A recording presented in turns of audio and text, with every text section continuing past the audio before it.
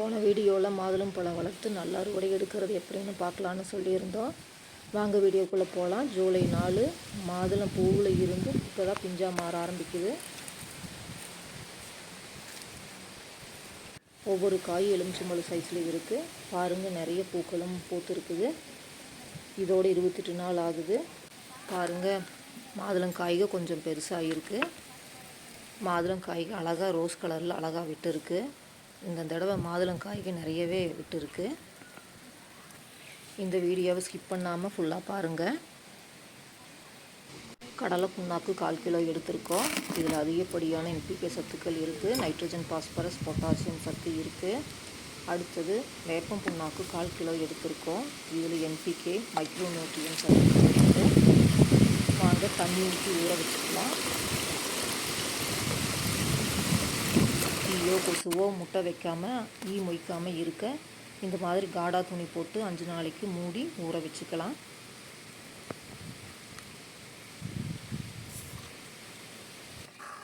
பாருங்கள், கடலை புண்ணாக்கு ஊற வச்சு 5 நாள் ஆகிருக்கு. பாருங்கள், கடலை புண்ணாக்கு நல்லா நொதிச்சு வந்திருக்கு. நல்லா கலந்து விட்டுக்கலாம். 10 லிட்டர் தண்ணியில் ஊற்றிக்கலாம். இதில் நன்மை செய்யும் நுண்ணுயிர்கள் இருக்குது. இதை செடிக்கு சுற்றிலும் 1.5 அடி தள்ளி ஊற்றிக்கலாம்.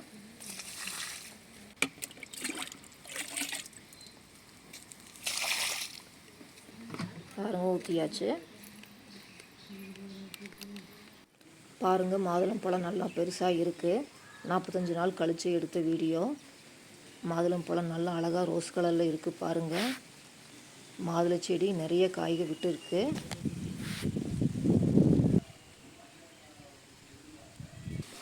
வாங்க மாதுளம் பழம் அறுவடை பண்ணிக்கலாம். பாருங்கள், மாதுளம் பழம் நல்லா பழுத்துருக்கு. அதனால தான் பறிக்கிறதுக்கு ஈஸியாக வருது.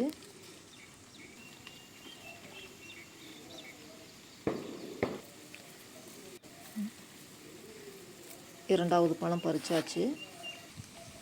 இந்த 2 மாதுளம் பழத்தையும் பறிச்சுக்கலாம்.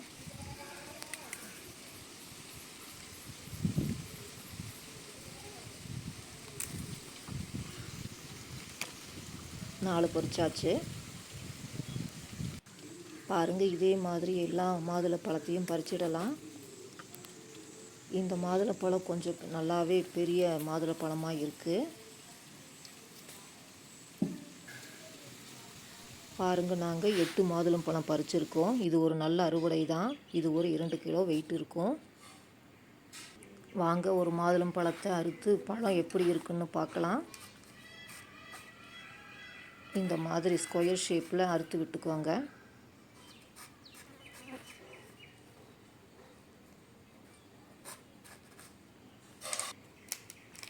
இப்போ பழத்தை ஓப்பன் பண்ணிக்கலாம்.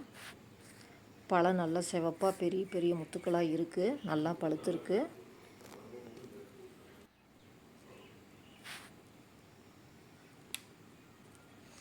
வாங்க மாதுளம் பழத்தை இந்த மாதிரி சைடில் கட் பண்ணி விட்டுக்கலாம்.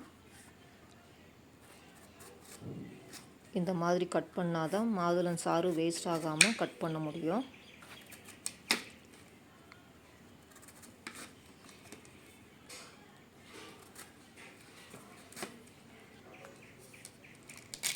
பாருங்கள், அறுத்து விட்டதை இந்த மாதிரி பிச்சு விட்டுக்கலாம்.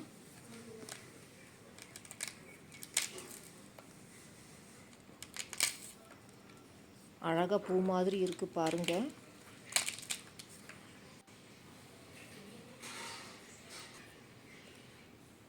சென்டரில் இருக்கிற வெள்ளைத்தோலை பிச்சு எடுத்துடலாம்.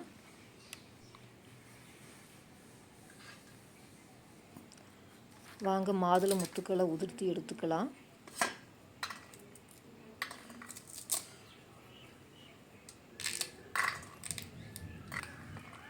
மாதுளை முத்துக்கள் நல்லா பெருசாக ஜூஸியாக இருக்குது.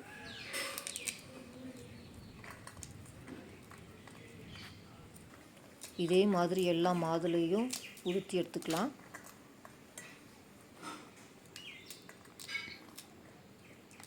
மாதுளையில் vitamin C, vitamin K, potassium, iron, magnesium, phosphorus, riboflavin போன்ற சத்துக்கள் இருக்குது.